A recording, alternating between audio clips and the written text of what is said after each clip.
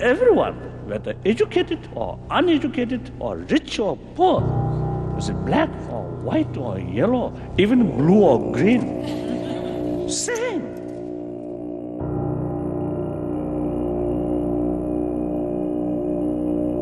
I do not consider politics itself something wrong, but because of people who are into politics, they use politics in the selfish motive.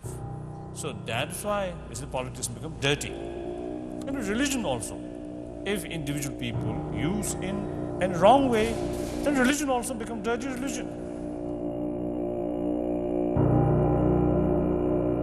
Here I enjoy the freedom of speech, freedom of thought, freedom of movement. So when I was about 15, I lost that freedom.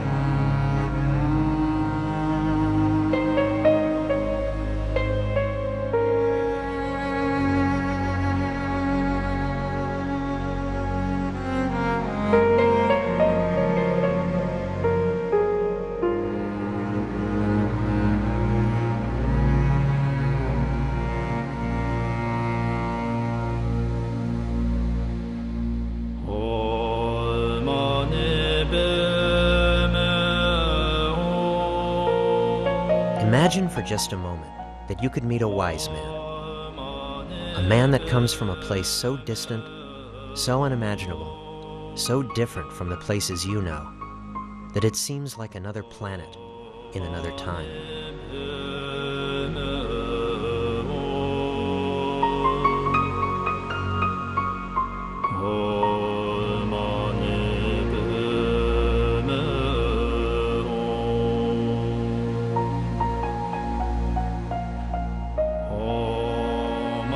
For centuries, his people slept on the roof of the world, dreaming. Their spirit was rich beyond all imagining, but the land was of no economic value. They slept, thinking no one wanted this place but them.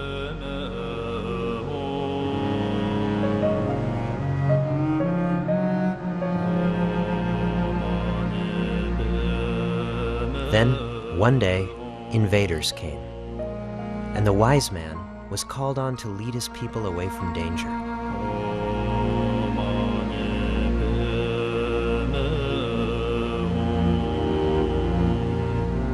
He was not a man born of kings and queens. He was just a simple monk from a peasant family.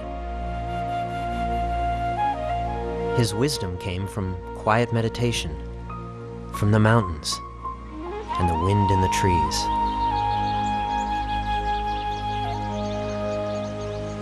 From the rivers and the vast open spaces where a person can truly contemplate the scope and meaning of their lives. To get to this place, I would take a journey of a lifetime. I would travel across India and then across the Himalayas with 10 questions to ask. But along the way, I would find many more answers.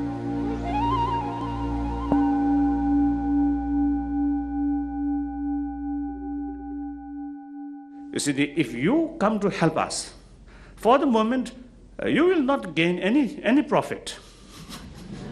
We have no oil, we have nothing to offer to you. But Tibet issue is moral issue. And your American ancestors, like you said, Lincoln or Jefferson, I think they stood firmly on moral principle. American nuclear weapon and economic power alone will not create more popular. I'm not admire your weapon. I really admire your principle, democracy, freedom, and liberty. Now, your policy, I think, must guide it with these things. So, let American people's heart speak. That's important. Thank you.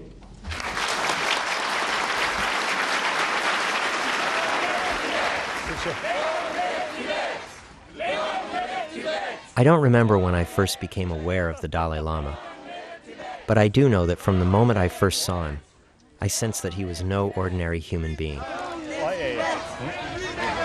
Thank you, thank you, thank you, thank you, thank you very much. Thank you. Beloved by Hollywood celebrities and Washington politicians, a uniter of people from all religious and political backgrounds, one of the Dalai Lama's greatest strengths is to always be present and accessible to everyone he meets.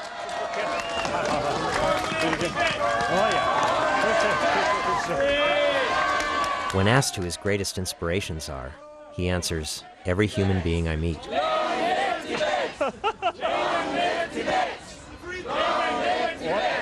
He's a writer on subjects running the gamut from neuroscience to the art of happiness. He has a slightly mischievous personality and a highly infectious laugh. On one level, he's a humble Buddhist monk from the humblest of beginnings.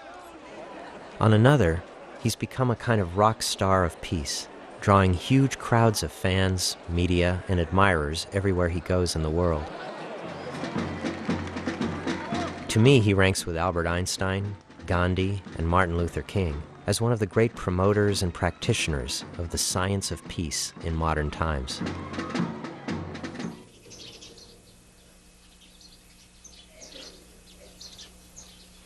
He's happiest when he's doing spiritual things.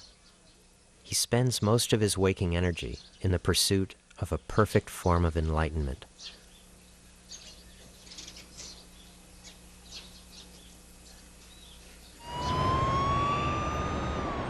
When he comes to the West, he travels by motorcade and is mobbed by fans everywhere he goes. When he returns to his home in exile in northern India, he must travel 10 hours by potholed road from the airport to his monastery at the base of the Himalayan range. Meeting him, it seems impossible to believe that such a charming, dynamic, playful, and wise man could have any enemies at all. But for all his worldliness, he's also a refugee, a citizen of the world, but lacking a passport from his own country.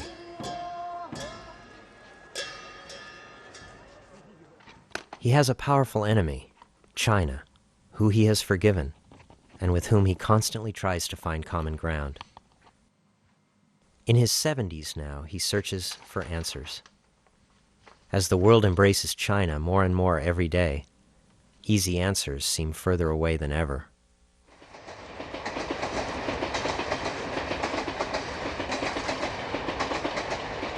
Looking back, it seems unbelievable that I was granted an audience with His Holiness the Dalai Lama, but perhaps fate had a hand in it somehow. My name is Rick Ray, and I'd come to India to direct a travel video for an American production company. I'd signed on to do the film for almost nothing, because the producers promised me an interview with the Dalai Lama as part of the deal. But once I got to India, I found that no one had bothered to schedule an interview at all, and if I wanted to meet the Dalai Lama, I'd have to figure it out for myself.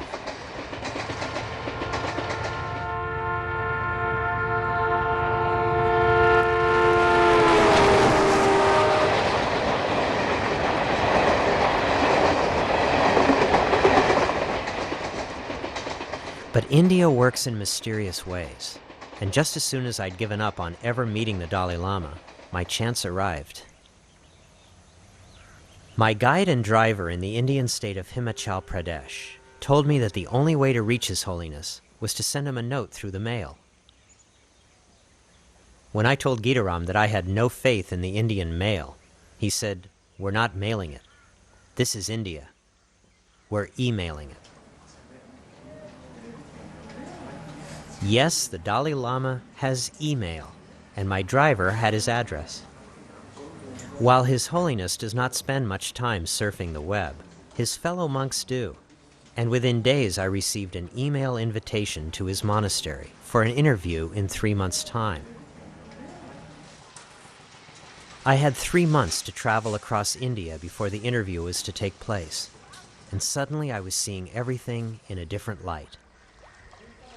I would be allowed 10 questions and 45 minutes, and the challenge then became which 10 questions to ask.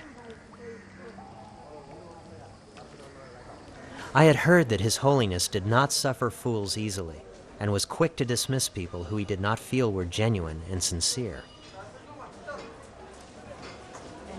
When he meets people, people who come and call on him, it's very informal and no sort of ceremony or protocol is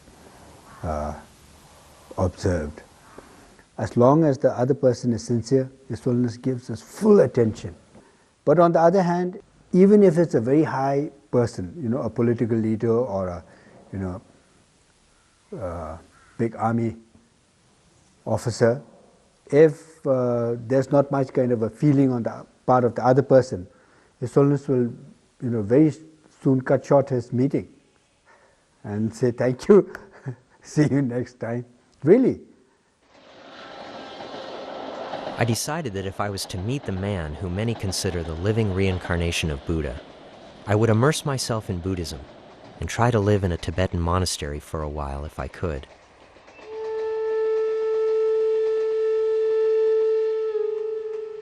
The question I had to ask myself, would I know Buddha if I saw him?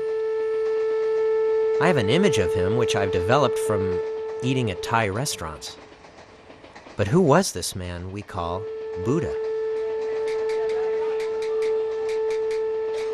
Siddhartha Gautama was born 500 years before Jesus, the son of a wealthy prince in what is today's Nepal. He lived a life of comfort and luxury, attended by servants and caretakers, his family carefully sheltering him from scenes of India's poverty and suffering outside the palace grounds. One day, as an adult, he glimpsed suffering for the first time, and it changed his life forever.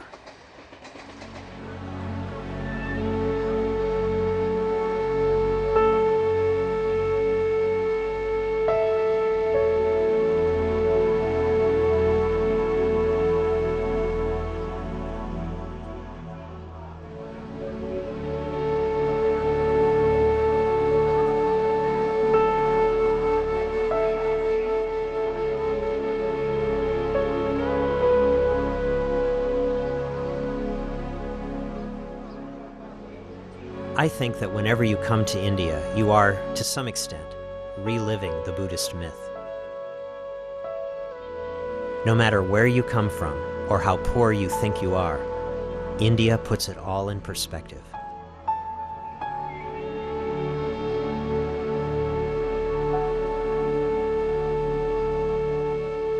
You may be changed by this forever, or simply harden your heart to the seemingly endless needs of those around you. Or you may do as the young Buddha did, strike out on your own, seeking answers to your questions.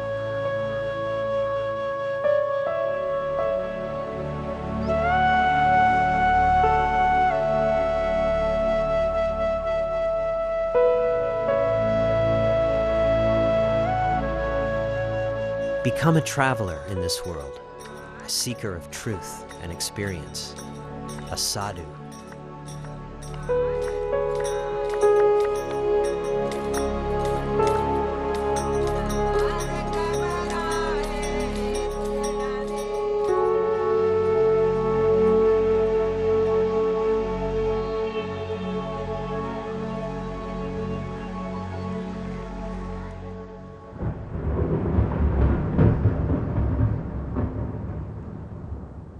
As I traveled throughout India, I thought about the Dalai Lama's own journey, where he came from, what his life might have been like, and the extraordinary events that would take him from the most humble of beginnings to become one of the most recognized and beloved figures in the world.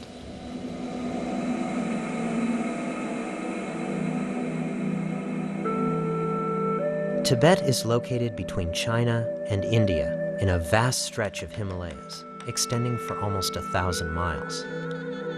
It is as large as most of Europe. For centuries in Tibet, the people were ruled by sacred god kings known as Dalai Lamas. They ruled benevolently from their palaces as political and spiritual leaders. Most Tibetans consider the Dalai Lama to be the divine reincarnation of Buddha, as well as head of state. The only way Americans could make sense of something like this would be to imagine that the reincarnation of Jesus Christ was sitting in the White House. Such is the power and significance of the Dalai Lama to his people.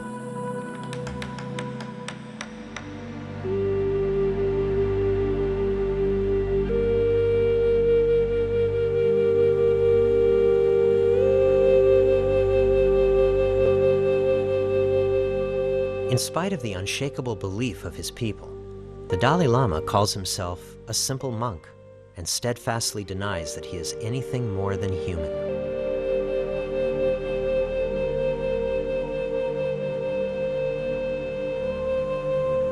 The 13th Dalai Lama passed away early in life, making way, as he said, for a leader of troubled times to come. At that time, a search began for a new Dalai Lama, an ageless process filled with great anticipation and mystery. After a Lama passes away,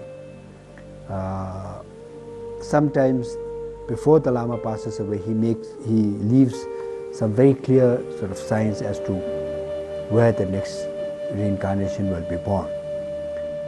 To find a new Dalai Lama, senior monks set out disguised as ordinary merchants and travelers, scouring the countryside, guided by their instincts. They carefully look for signs in the clouds and in the rivers and in the faces of the people they meet, hoping for some indication to send them in the right direction. They make journeys to the poorest of households, sometimes at considerable effort, eliminating no possibility of finding a worthy candidate, even from the lowest ranks of society. Once a candidate with the right materials to be Dalai Lama is found, the monks perform some simple tests to see if he is in fact the one.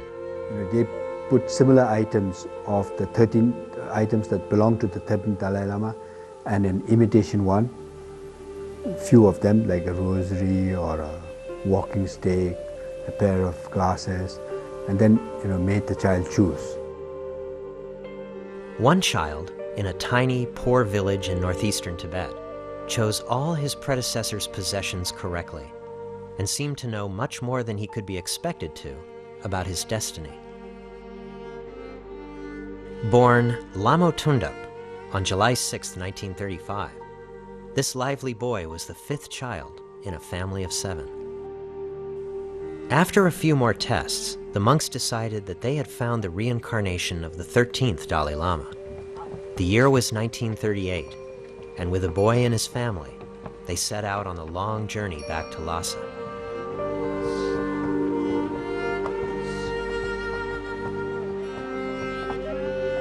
For the young Dalai Lama, it was a journey in reverse of Buddha. He came from a poor family and was heading for a life of luxury and privilege, or so the monks thought. The greatest problem on the 300-mile journey back was that, just like kids on a long road trip, Lamo and his brother fought the entire way, nearly toppling the sedan chair in which they were riding.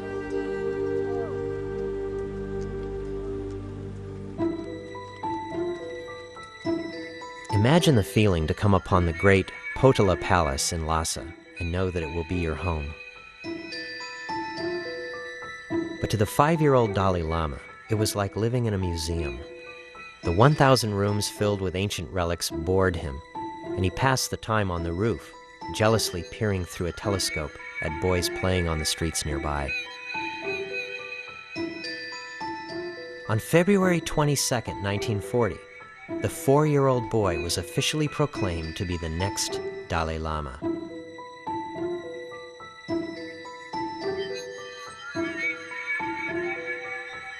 On that day, his head was shaved, and his name was changed to Tenzin Gyatso. He had become a monk and would now enter a rigorous life of training.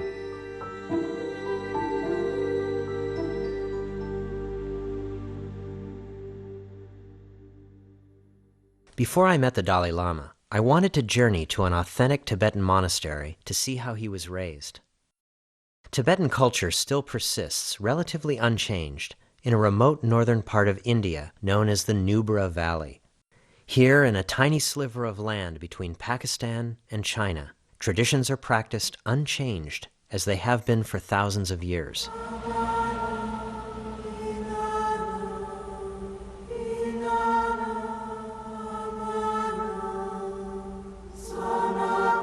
The road became steep and headed into Tibetan cultural territory. It was a road I felt compelled to take, to see if I could get a glimpse of what once was, some part of Tibetan culture left over after the Chinese destruction.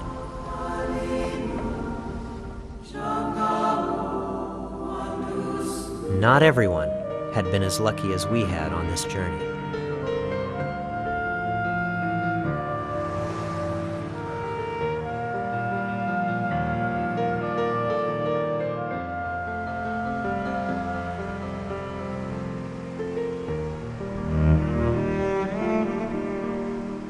And here, I finally found it.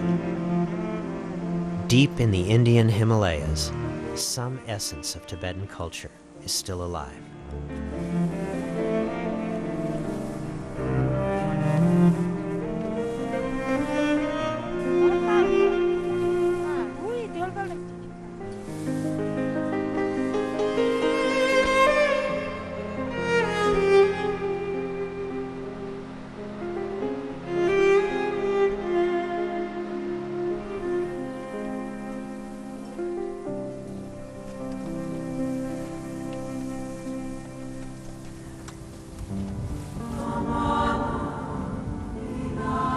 At the summits of the mountain passes, prayer flags left by passing pilgrims, strips of colored cloth whose fluttering sends prayers to high heaven for a safe journey.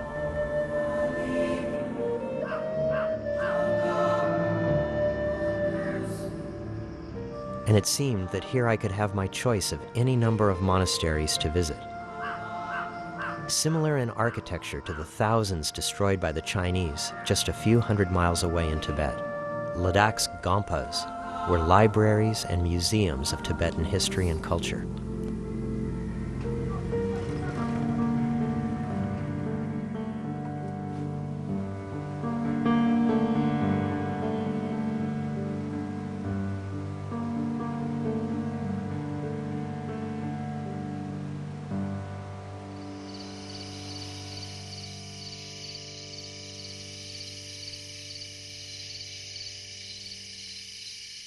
In the morning, at 18,000 feet, a breakfast consisting of yak butter. It's a little bit like sour buttermilk with a lot of salt added. They say there's only one thing worse than a cup of yak butter: the second cup.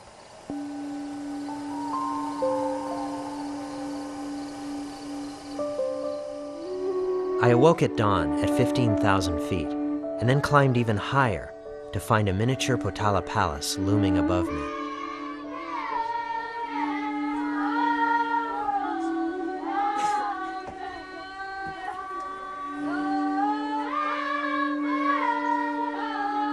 At 6 a.m., young monks rise and join together to sing a song of praise to the rising sun.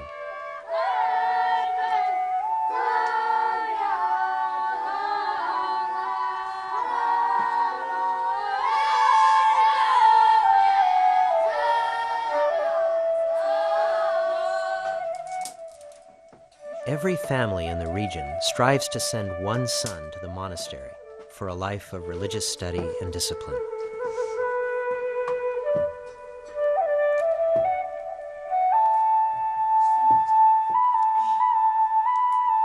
The day begins early as the youngest monks prepare to serve a breakfast of soup, fried bread, and butter tea to the eldest monks.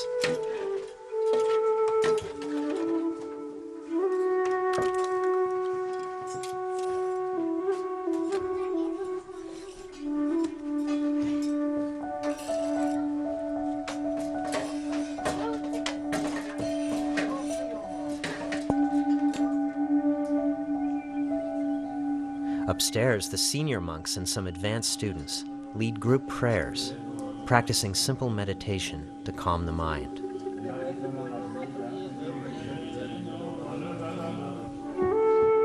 Religious study is the main theme of monastery life. By seeing the peace and tranquility and wisdom of the senior monks, students are inspired to cultivate it in themselves.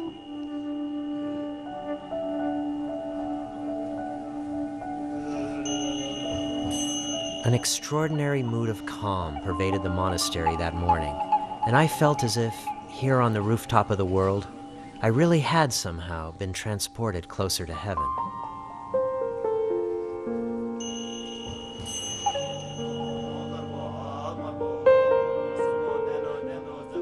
The most fascinating event that I witnessed at this monastery was the construction of a sacred mandala sculpture, a gigantic representation of Buddhist philosophy made entirely out of colored sand.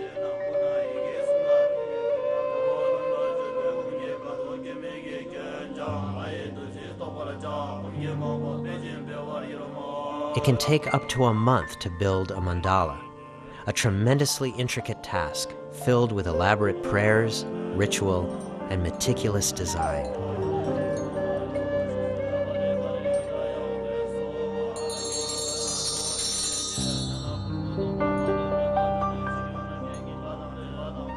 The mandala itself is actually a three-dimensional visualization of an imaginary palace. You journey from outside to the center as you go through life.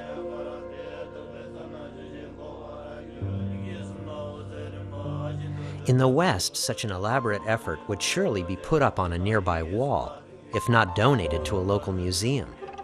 But not here. Shortly after it's finished, a mandala is deliberately destroyed, with the sand poured into a nearby river.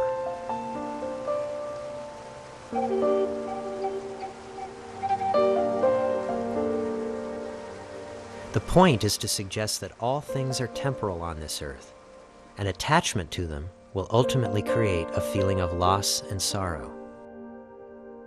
How could the Dalai Lama, as a young student at the monastery, have known that his palace, his world, his friends, and even his country would be washed over like the sands of the mandala, causing great loss and sorrow for his people?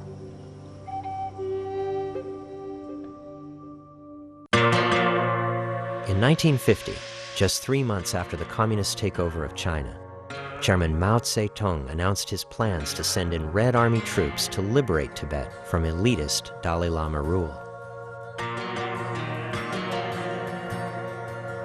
In October 1950, Chinese troops overran Tibetan resistance in outlying areas and headed for the capital at Lhasa. The Dalai Lama was 15 years old and had little or no political experience. Nevertheless, he had to put his boyhood behind him and immediately prepare to lead his country. The Dalai Lama may have seen China as a solution to many problems facing his country. He was respectful of Mao and socialism and knew Tibet needed to be brought into the modern world. His wish was to negotiate with the Chinese with truth and dignity face to face. But by 1951, the Chinese had forced a delegation to sign a 17-point agreement giving Tibet to China, and Chinese troops were marching into the heart of Lhasa. At first, the Chinese troops were respectful, but their presence in Lhasa put a tremendous burden on the Tibetan economy. Thousands of troops needed to be fed. The tiny Tibetan army was disarmed, and dissidents were imprisoned, tortured, or killed. Knowing the Dalai Lama's fascination with modernization and mechanization, Mao invited him to Peking in 1953. Mao used the media coverage of the event to convince his people that Tibet had joined the Chinese state.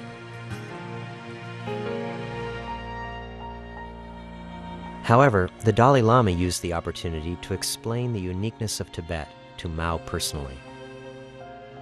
He believed that Mao was a good and reasonable man, and after they met, the Dalai Lama was almost convinced that China's objective was to leave Tibet's culture alone and only improve its infrastructure. But in his last meeting with Mao, the communist ruler leaned over to him and told him that religion was poison. It undermines and retards the progress of any country, he said. Suddenly, the Dalai Lama realized that Mao was an enemy of Buddhism and that deeper trouble for Tibet was on the way. He returned to Lhasa after a year away, a troubled man. Knowing that the USA was supposedly a great defender of freedom and liberty, the Dalai Lama called on the Americans to help defend himself from Chinese occupation. He got no response from America, whose Christian communities saw little value in the preservation of Tibet's arcane and unknowable religion, and whose business and political leaders saw little economic value in Tibet's protection. Next, the Dalai Lama appealed to his neighbor to the south, India, the birthplace of Buddhism. His speeches were written for him by the Chinese, but after crossing the border, he threw them away and spoke from the heart. His nation needed help. Everywhere he went, the young Dalai Lama made films, like a boy enthusiastically discovering the world around him. But that world was about to crumble. Back in Lhasa, reports of Chinese atrocities abounded. On March 10th, after being invited to a suspicious dance performance alone by the Chinese army, 30,000 Tibetans massed around their God King to protect him. In response, the Chinese began an attack on the Dalai Lama's palaces and on the crowds themselves. Inside the palace, confusion broke out.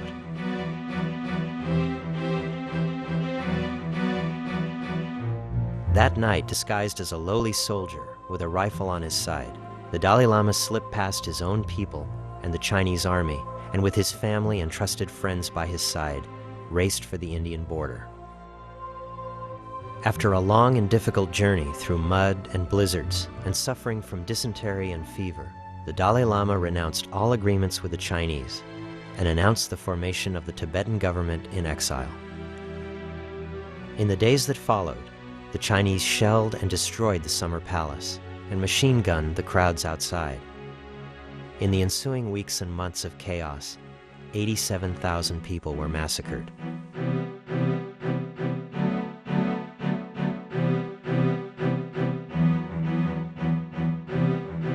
In 1949, Chinese Mao is violent occupation Tibet, and they kill my people. 1,200,000 killed, 6,000 Buddhist monasteries destroyed.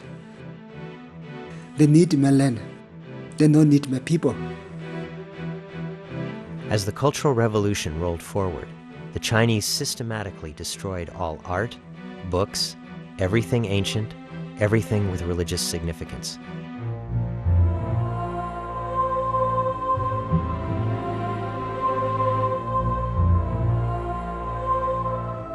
Upon arriving in northern India, the Dalai Lama felt an enormous sense of relief. In India's democratic climate, he could speak his mind freely. Soon, over 100,000 refugees would follow him over the hills, escaping Chinese persecution. Later, the Dalai Lama and the Tibetan community were offered asylum in a small town at the base of the Himalayas known as Dharamsala. Little did he know, he would be establishing a capital in exile there, which has lasted for more than 40 years. It was here that I planned to meet His Holiness and interview him.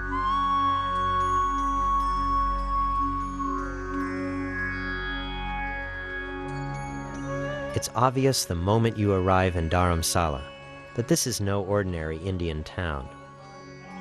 Writers, poets, filmmakers, and hippies share the streets with modern young Tibetans, many of whom are too young to remember their homeland. Pictures of the Dalai Lama and mementos of Tibet are the town's best-selling souvenirs.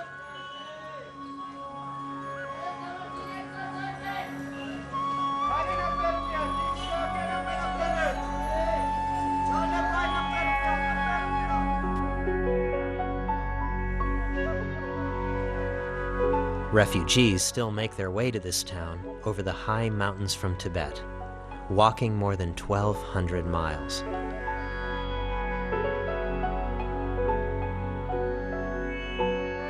Each one is given political asylum when they arrive, a place to stay and sleep, and a personal audience with the Dalai Lama himself.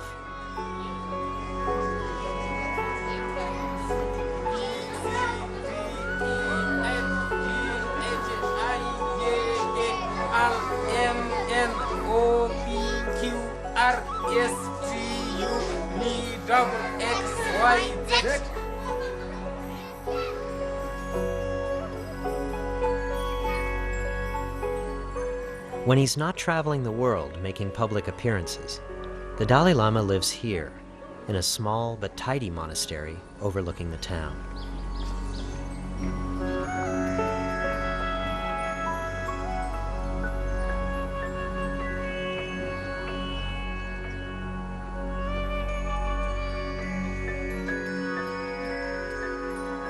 Every morning, the Dalai Lama rises at 4 a.m. for intense meditation in the monastery. He has a hearty breakfast, listens to BBC radio, and then meets with visitors during the morning.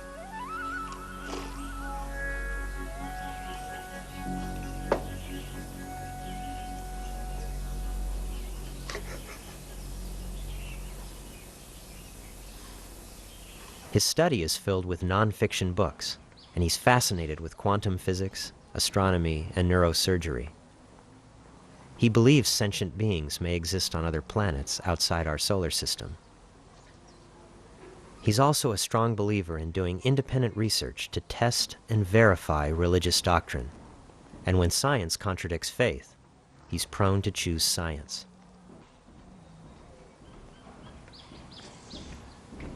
An avid tinkerer, His Holiness has been known to take apart and study the inner workings of anything and everything he comes across, including watches, cameras, and cars. Often each day, he takes time to counsel his people and offer comfort to the refugees. The monastery was far from intimidating, but I must admit to being more than a little nervous about the upcoming interview. I knew that if I was to be rejected by the Dalai Lama after this long personal journey, it would probably be the most humiliating moment of my life. I was determined not to let it happen.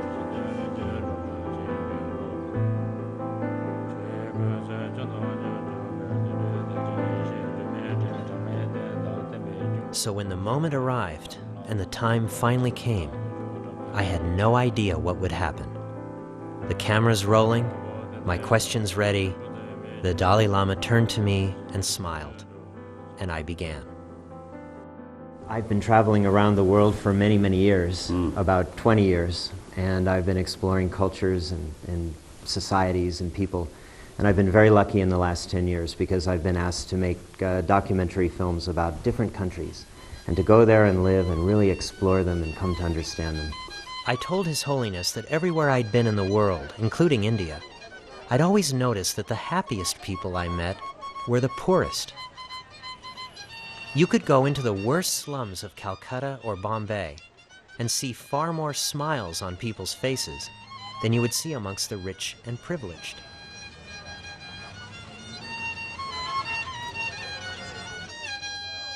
There's an old anecdote that a priest was once asked if he would rather counsel the rich or the poor. He answered that he would rather counsel the rich, because the rich know that having more money does not solve their problems.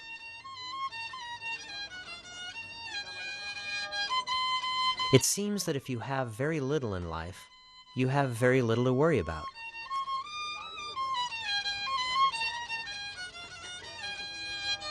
On the other hand, if you have a lot, it seems that you have a lot to lose. I'd seldom seen the same kinds of smiles on the faces of the wealthy Brahmins of India than I did on the peasants. So why did India seem a much richer country on some level than America? Too much greed, limitless sort of desire, also source of problem, source of suffering, individual also. If you always keep the feeling one more, until the last day, that person never satisfied, always want more. So mentally, that's a very poor person, always hungry, always hungry.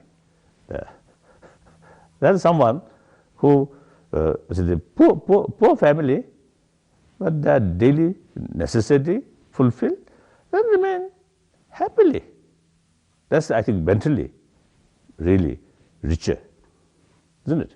So I think the contentment also very important. It was true that the people of India and Tibet seemed content, even if they were living lives and doing work which no ordinary American would consider doing. But even more than that, life is truly hard in these places. But the crime, drug abuse, and murder rates are extremely low compared to Western countries. India and Tibet do not have prisons filled to overcrowding with violent criminals. People in the West seem so quick to anger, while people in this region seemingly have endless patience. Were they just more resigned to their fate? Or was the answer more complex than that? Then self-discipline, also important.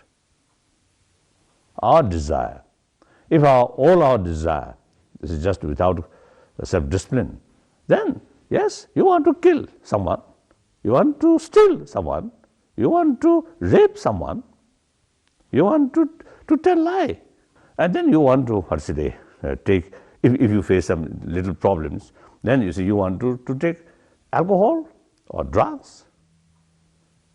So that's the self-destruction. So you see, in order to save from self-destruction, you need some discipline. So that's the self-discipline, not something order from outside, but analyze what the value, what the consequences. Then, yes, today I quarrel with someone. Yes, I lost my temper, and during that moment I have the desire to kill that person. But if I kill him or kill her, then eventually, if you are lucky, you may survive with help of money or with help of other influence. Otherwise, you have to go to jail, and you also have the bad reputation. You are a murderer. So is it thinking these consequences, then discipline, in spite very furious anger. But still, yes, use this intelligence. Yes, this negative thing, in spite my desire, self-discipline. The Dalai Lama must have an immense amount of self-discipline to witness the way the Chinese government has methodically marginalized the Tibetan people and their culture in their own homeland. Chinese immigrants have been sent in by the tens of thousands to live in Tibet and colonize it. Temples have been torn down and the cultural past buried, all in the name of modernization. The city, Lhasa city, much expanded. Now whole valley now become like a town or city. So a lot of new building. Unfortunately, when we inquire who occupy in this building, most of them are Chinese. Because of Chinese population and Chinese shops and Chinese restaurants, you see public compelled to speak Chinese. If we speak Tibetan, Chinese look down. Now that kind of situation is happening. Intentionally or unintentionally, some kind of cultural genocide is actually taking place.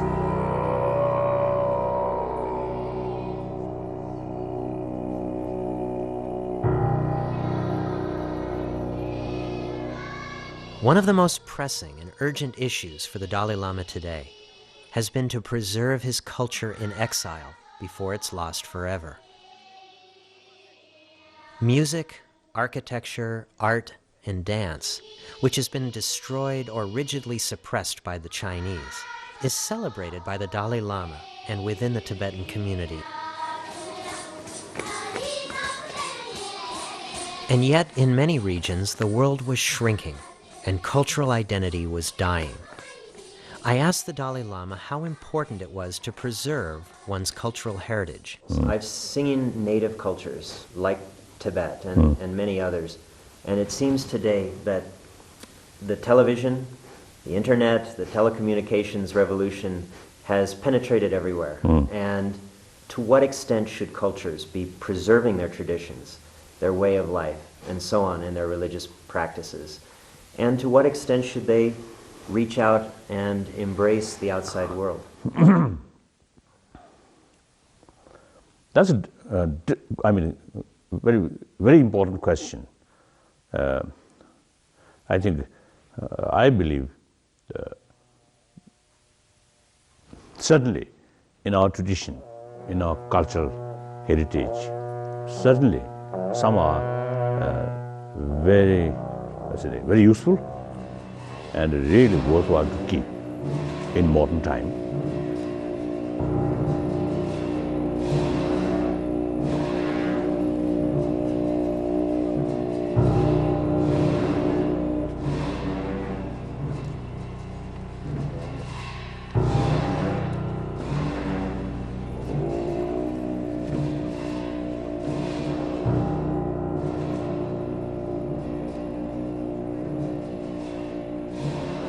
Some cultural heritage, some tradition,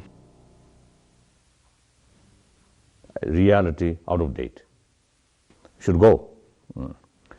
So you see, in Tibetan culture, some kind of, I think, the thinking or habit on the basis of caste, or higher caste or low caste, that's out of date. And then the women, what we call the right of what we call widow, isn't it? The husband passed, then the widow can't sort of remarry or these things. This practice out of date. There are some other tradition worthwhile to keep. Generally in the East, the close relation in the family, and the father, children, and then I think India, they respect different as a form of life, how to deal with environment, how to deal with animals, and then religious harmony, religious tolerance. These are really, I think, as a good example to the world, to community, to humanity. Here again, I'm really amazed with his, very sort of broad and open-mindedness about religious tolerance. This idea of his, in which he really strongly, very strongly believes in, that we should respect every major world religious tradition. Each religious tradition is able to contribute towards the well-being of their followers. These religious traditions are able to produce people who are spiritually evolved and who have this sense of compassion, understanding and tolerance that the Buddhists also talk about. So he says that if the other religious traditions are able to do this and transform human beings into such good beings, every reason to sort of respect these traditions. And then if you look at other religious leaders, many of whom are, I think, not very open and not very tolerant of other religious traditions, I find this very amazing. In my earlier films, I'd visited almost every country in the Middle East. I had always been amazed at how far otherwise very reasonable people would go to justify their hatred of whole races, religions, lifestyles, and sects in the name of God. I'd come to distrust any literal interpretation of Holy Scripture and almost all fundamentalist religious belief. I honestly believe that religion is causing more death and destruction in the world than healing. I was compelled to ask the Dalai Lama about this observation. You know, my last film was a film on Jerusalem, and I spent a long time in Jerusalem studying the conflicts that have been going on there for 3,000 years between Christians and Jews and Muslims. What is your outlook on the Middle East? Is there hope for the future there? And is there some way that Buddhism can have an impact or an influence on the Middle East? I've been Jerusalem twice. I found some very open-minded Muslims from local community, and as well as some Jews. There are people who really, they making every sort of effort, peace, harmony, with belief, with their own sort of spiritual belief. But then I do believe they all major religious tradition. So all have the same potential to create harmony, to create peace of mind. So sometimes it's a people very genuine, feeling. Sometimes their effect remain limited. On politicians or some other people, once they, due to their behavior, due to their speech, sometimes the things become more complicated. Then these people's effort remain very limited. Yes, indeed. Too much emotion. I think negative emotion, frustrations, hatred, anger. I think that's the greatest obstacle. So I think as a first step, these too much emotions, too much negative emotion, this should be cooled down, reduce. Forget these things. I think for the time being, I think more festivals, more sort of picnics. Let people forget these difficult things, these emotions, and make personal friend. Then start to talk about these serious matters.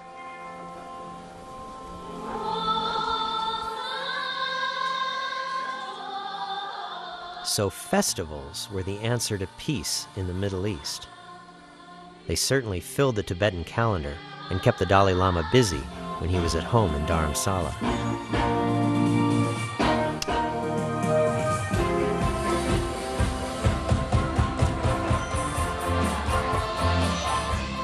Preserving tradition was only one element of the festivities surrounding the Dalai Lama.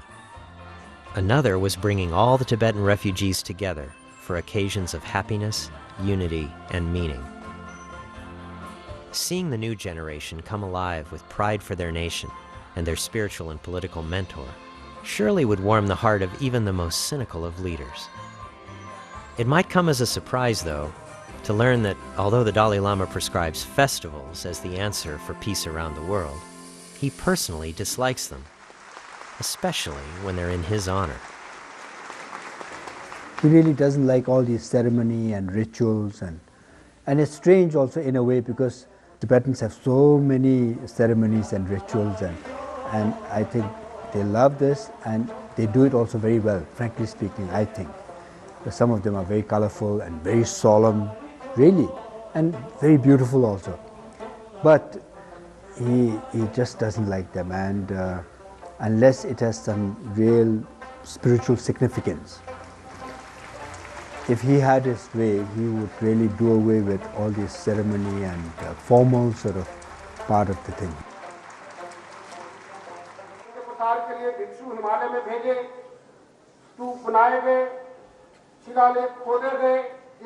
Very often, somebody is making a very nice sort of a speech in praise of His Holiness, and he's doing something else, or looking at somebody nearby.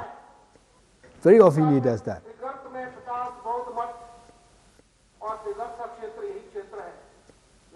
In many sort of official and solemn occasions also, His Holiness is sometimes too spontaneous, really. And I've had to mention that to His Holiness, that sometimes it may not be appreciated. But here also I think it's difficult to change, and anything that immediately makes him, laugh, he'll immediately laugh. And sometimes it can be a little embarrassing, but the other good thing is he always laughs about himself also. If you were President of the United States, how would you persuade the Chinese to leave Tibet? Please be specific.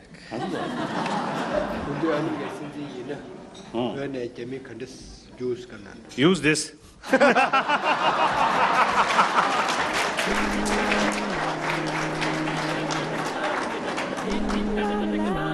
Nowhere does the Dalai Lama's sense of humor come out more than at somber religious occasions and ceremonies of other faiths, where he laughs, jokes, and kids the great religious leaders of the world as if they were his boyhood friends. The people from the church who were organizing the Christian side, they were very particular how you step, and who follows who, and then how you walk through the aisle and all that. And then suddenly he's going to see somebody he knows in the crowd, and he sort of walk out of the line and start shaking, and so he does this very often. But then over the years, I think many of these things have endeared him to many people in the West, because they see this person who is really totally relaxed, informal, spontaneous. I really appreciate your interest or your concern, and also you are expecting some big news, but I have nothing to offer. Thank you very much. As a political leader, the Dalai Lama is quick to make judgments, but just as quick to admit that he's wrong. A humble quality not usually associated with politicians in any country. This, I find it very amazing, because of course there are countless number of other people who have this false sense of self-importance. Very often, find it so difficult to admit that they're wrong. If you come up with a good reason why he's wrong, he immediately accepts it. During his early travels to the United States and Europe, the Dalai Lama refused to travel first class. As a humble monk traveling the world, he didn't want to stay in fancy hotels or spend money on his own comfort. This is now more or less now normal, routine, something like that. Okay. Unlike any other world leader, he traveled coach and met the media and his followers at the ordinary gate. He said, oh, if they are really welcoming me, the person, then it wouldn't matter from which section of the aircraft that I come out of. And if they are sincere, he said, even if I travel by economy class, they will still be very happy to welcome me. As he's traveled the world, the Dalai Lama has become aware of the Earth's ecosystem as a fragile environment. Over the years, he's become an avid environmentalist, putting pressure on the world's other religious leaders to take steps to limit human overpopulation of our planet. In order to be a good human being, the economy also now involved, environment also involved. So the nature resources limited, and the environment remain more now becoming more delicate. So now the question is the population of the human being. Quality is more important than the quantity. So, so you see, a lot of people, we Buddhists believe every human life is precious, precious. So look, each person, each human being, yes, very precious life. But now that precious life, too much. So now the question is, whole precious human being survival now questionable. So the only choice, limited number, happy life, meaningful life. Too many population, miserable life, and always bullying each other, exploiting one another. There's no use.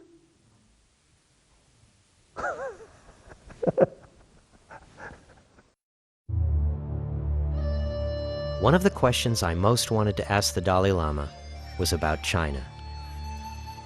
How does one find a happy, meaningful life under the stern and severe watchful eye of the most populated nation on earth, a country with a huge new economy that everyone wants to do business with?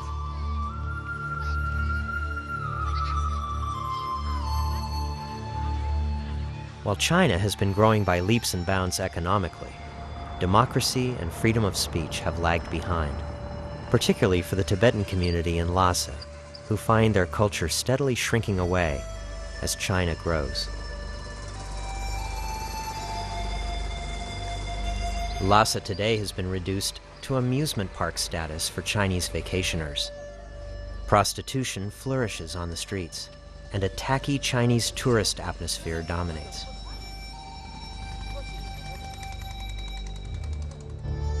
Because of, you see, the large number of Chinese population, then it automatically creates, you see, the situation whether intentionally or unintentionally, Tibetan culture is diminishing.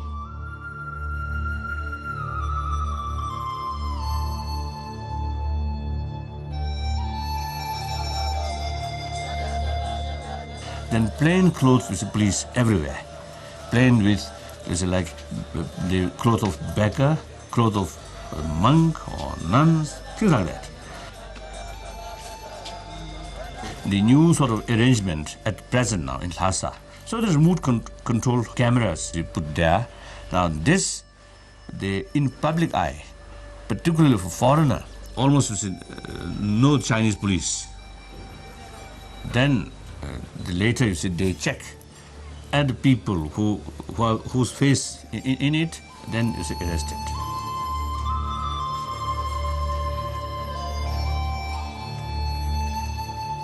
The Dalai Lama's picture is banned from all temples in Tibet. Possessing a photo of His Holiness or speaking of him in public can result in interrogation and a possible prison sentence. Upon seeing the hardships imposed on the Tibetan people by the Chinese authorities, I was ready to never buy another Chinese product again and encourage my friends to boycott any American businesses with interests in China. It was with considerable surprise that I learned that the Dalai Lama favors active engagement with the Chinese government and the Chinese people as a solution to Tibet's problems. His Holiness has, right from the beginning, been in favor of China being engaged. He felt that it would be wrong to isolate China. My past immediate reaction was, of course, economic sanctions and some kind of condemnation of the Chinese. But I think in the long run, these would not have been productive.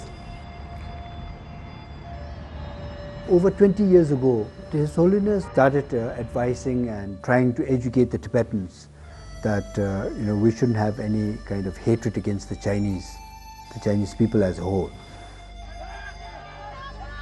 Right after '59, there was this tremendous feeling of hatred against the Chinese, and I think we could say that majority of the Tibetans always wanted to do something, including violence, in order to be able to regain Tibet's freedom.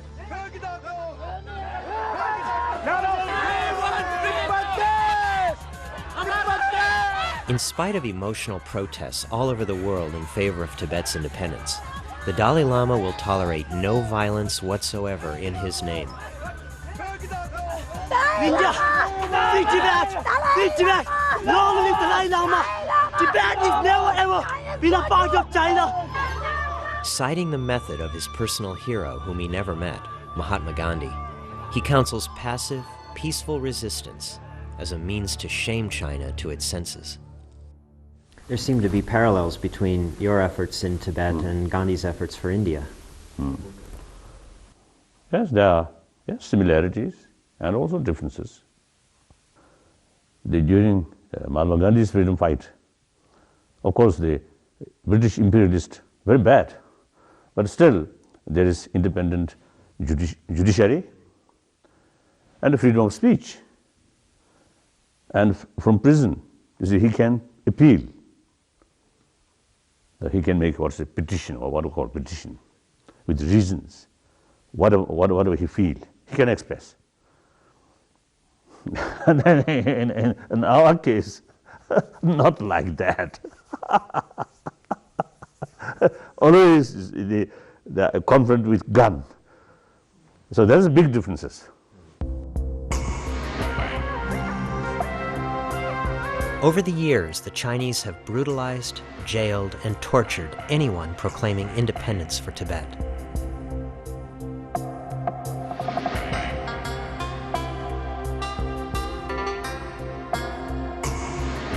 Tibetans in China live in a near constant state of fear as China suppresses any suggestion of freedom and independence.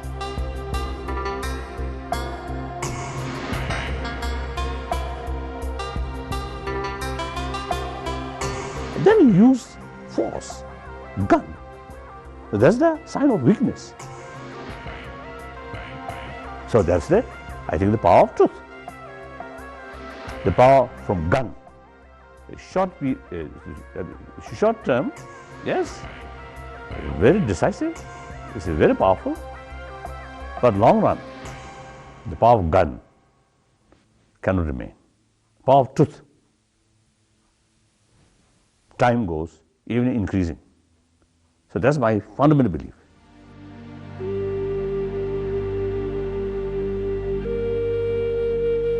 I couldn't help but think what kind of world we would live in if other leaders insisted on peaceful solutions to international problems and actively set that example of patience and wisdom for their own people.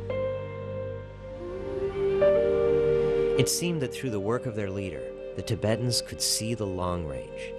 They could see the goal, even if it was far into the future. I think the policy or my method is middle way. So that's not one side victory, one side defeat, not that way. Mutual benefit, both Tibetan and Chinese. And now the challenge for His Holiness is to convince his people to forgive and move forward with optimism. My story is much suffering story.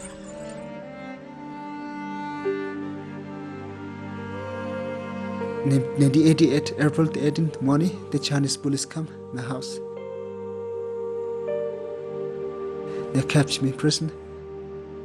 First they beat for me. They had the beat and the gun, and they captured me in prison. Inside, many Tibet, they're hanging in the wall. They torture monks, other people, regular people. They torture. Much these people face, nose everywhere come blood.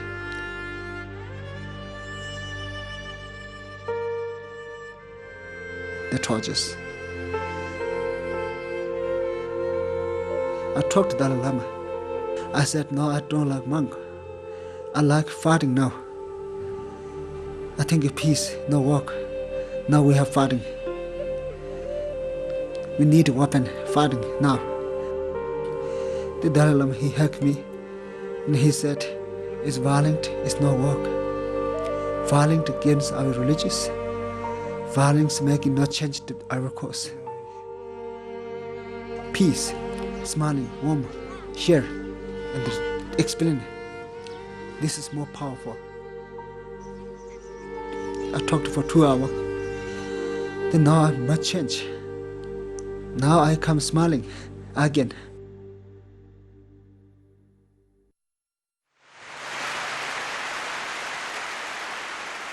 In 1989, the Nobel Committee gave the Dalai Lama its prize for peace for his consistent stand against violence. He took the occasion to remind the world of his causes.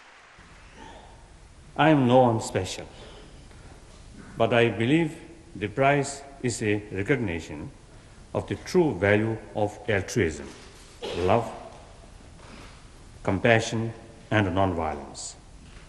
I accept the prize with profound gratitude on behalf of the oppressed everywhere and for all those who struggle for freedom and work for world peace.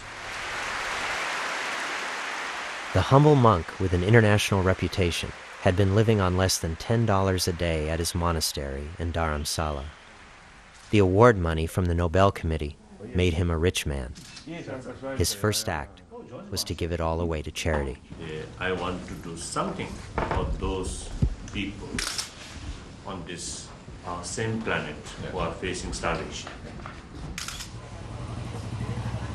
In the town of Dharamsala, there are whispers that the Dalai Lama's methods of peaceful resistance have failed, and the only way to get the attention of the world these days is through force. Emotionally, every Tibetan, including myself, would like to see an independent Tibet and nothing to do with the Chinese. But from a practical point of view, I think that would be very difficult to achieve, at least at this time. While tiny demonstrations of protest were heard locally around the world in favor of Tibet, giant corporations who control the business of information were agreeing to do things the Chinese way. Internet search engines Google and Yahoo, upon which millions of Chinese depend for information, had recently agreed to censor their China search engines in order to gain access to this vast and lucrative market. Entering Dalai Lama in the Yahoo China search engine yields only Chinese-approved results, all articles and papers critical of the Dalai Lama and his regime. The power of truth must come through openness and through information, through, I think, the freedom of speech, freedom of information, or I think the openness, an uncontrollable sort of information channel. But that is to them dangerous. To us, always a benefit. Our Chinese brothers and sisters side, not whole Chinese brothers and sisters, but some of the Chinese brothers and sisters, you see, they deal with Tibetan issue. A lot of lie, a lot of distorted information. Our side, we always deal with openness, truthful, honest. We don't need any lie, any the distorted information. What really happened? Our cause is just cause. We have nothing to hide.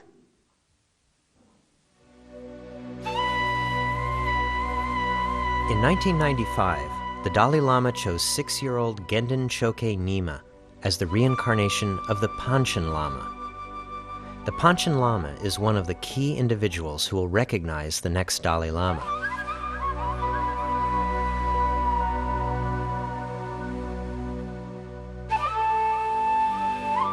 The boy and his family disappeared within days of the announcement.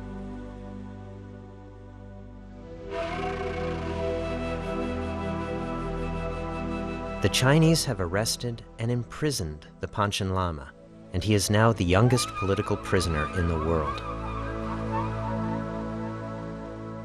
Chinese authorities instead chose their own Panchen Lama because it is he who will recognize the next incarnation of the Dalai Lama.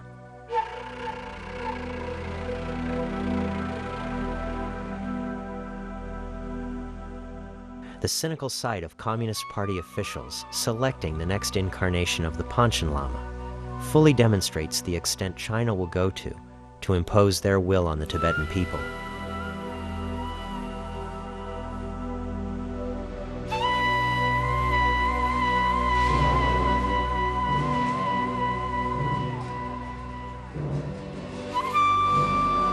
The Dalai Lama feels nothing but compassion for the young man the Chinese have appointed to be the Panchen Lama.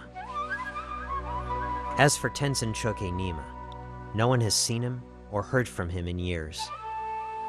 Languishing under house arrest somewhere in China, he's missing the years of training and preparation usually afforded a young Lama. Free world have the obligation, moral obligation, and also for our own interest, the China not only bring into the mainstream of world community in economy field, but also we must bring China in the mainstream of world democracy. Now that is very, very important, which you see Chinese people themselves want.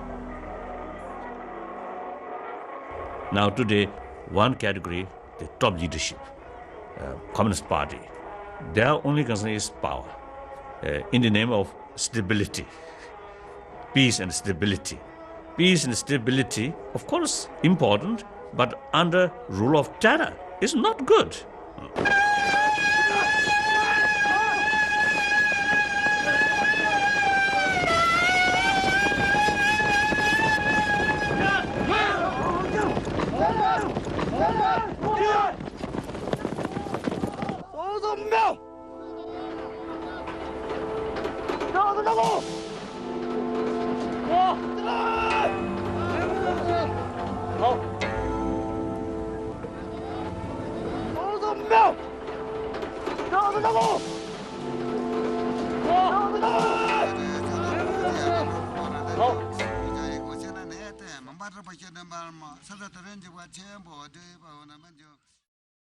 You know, there's one idea that I just have so much trouble trying to reconcile, and that's the idea of if you're really a nonviolent person, you never make a stand against something evil, violent, or vicious.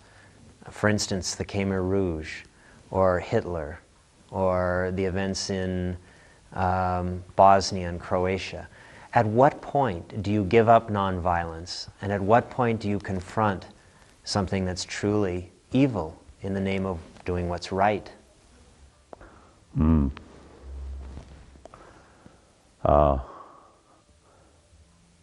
Basically, the non-violent method is the best one or real method, which is to solve the problem. But because there's some immediate danger, something happened, so protect oneself in order to deal that problem for next week or next year. If you die today, then no one pursues it that way. So something like I think measure for protection oneself. Then maybe, as you mentioned, if you see something, someone, or say they are going to kill, going to abuse, then if the circumstances, you see, there is no other way, then maybe I think just try to hit back. But this is just protection. So, so therefore, if you look today's reality, that everything interdependent, everything interconnected. So it's my interest very much related with their interest. Their interest is actually, long run, my own interest also involved. Therefore, destruction of your neighbor, destruction of so-called your enemy, is actually destruction of yourself.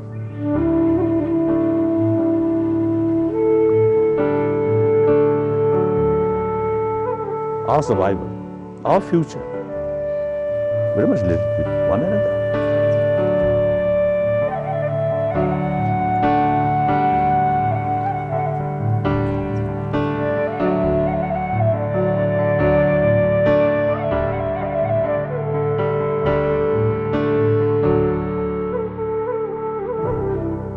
So therefore, concept of war, destroy your enemy,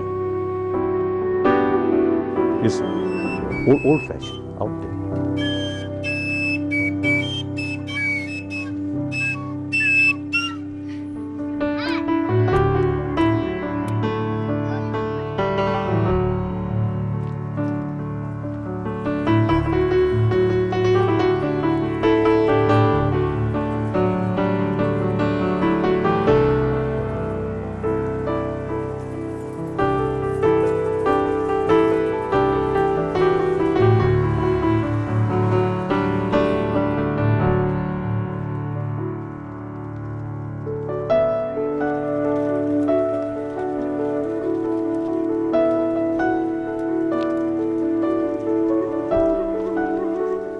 Will there be another Dalai Lama? Will he come from somewhere in India, chosen according to tradition? Or will he be an imposter set up by the Chinese government for political purposes? As far as he himself is concerned, he's made it very clear that whether the institution of the Dalai Lama should continue or not, it's entirely up to the Tibetan people.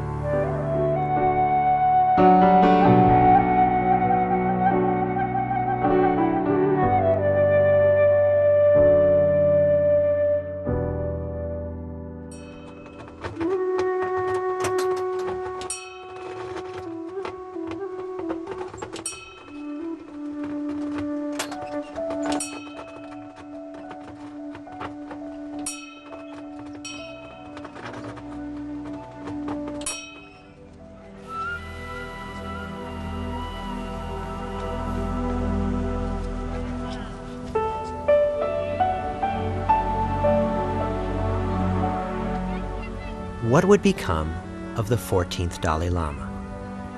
Where would he go in the end?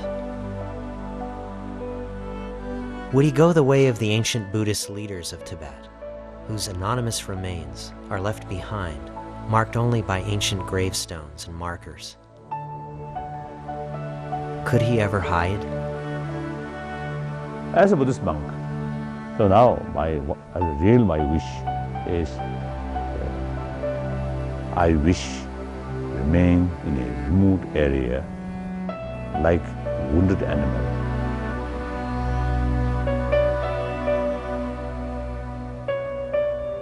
And all the energy, all time concentrate on spiritual practice.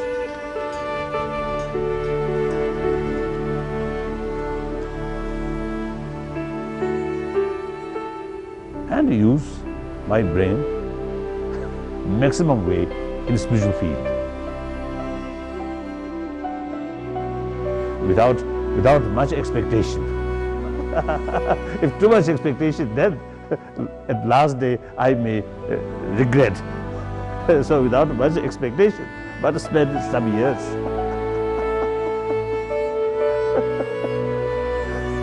Thank you.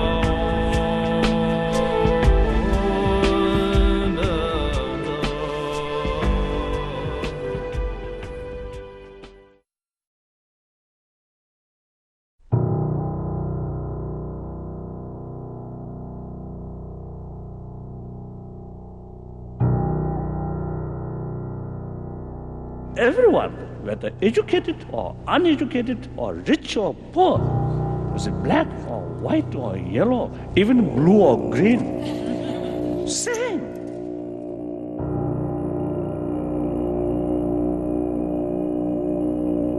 I do not consider politics itself something wrong, but because of people who are in the politics, they use politics in the selfish motive. So that's why politics become dirty. And religion also. If individual people use in wrong way, then religion also becomes dirty religion. Here I enjoy the freedom of speech, freedom of thought, freedom of movement. So when I was about 15, I lost that freedom.